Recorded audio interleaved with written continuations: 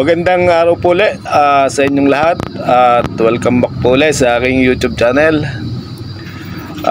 Ngayon po hindi po tayo makapag-wire gawa may bagyo po. Kaya ang gagawin po muna natin, magdi-defoliate po tayo ng ficus. Yan, tiger bark. Gawa masyado na po siyang malago, hindi na po mainitan yung kanyang branch. Kaya kakalbuhin po muna natin. At yan po, ang unti-unti na po nating dinidepoliate. At sa nga po pala, shoutout po sa may-ari nito, Divine Alcoreza at kay Sir Pogi.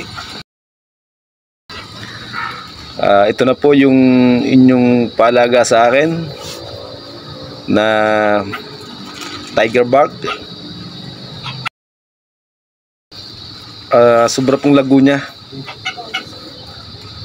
At ayan po, ang gamit ko po ngayon ay yung aking cutter. Gawa naiwanan ko po yung aking gunting doon sa huli ko pong pinagawan. Kaya ito po, isa-isa po nating inaalis yung dahon. Yan.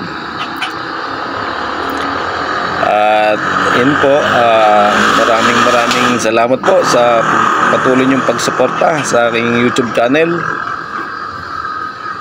Ayan po, at ayan po. At medyo mahirap pong isa-isahin yung dahon. Gawa pag pinawarsa po, natatalupan yung balat niya. Kaya unti-unti nating alisin, isa-isa. Yan, at manatili lang po kayo nakatutok at mamaya po pakikita ko po sa inyo ang detalye po nung ginawa kong to.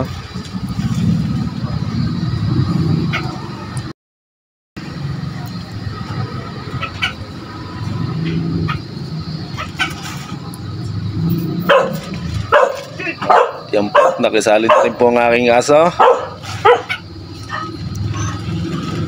At pasensya na po kayo, medyo maingay. Gawa ito pong harapan ng aming bahay, daan po ito kaya medyo maingay po. Yan.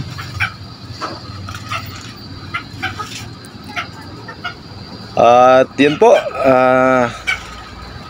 sana po itapusin nyo itong vlog kong ito.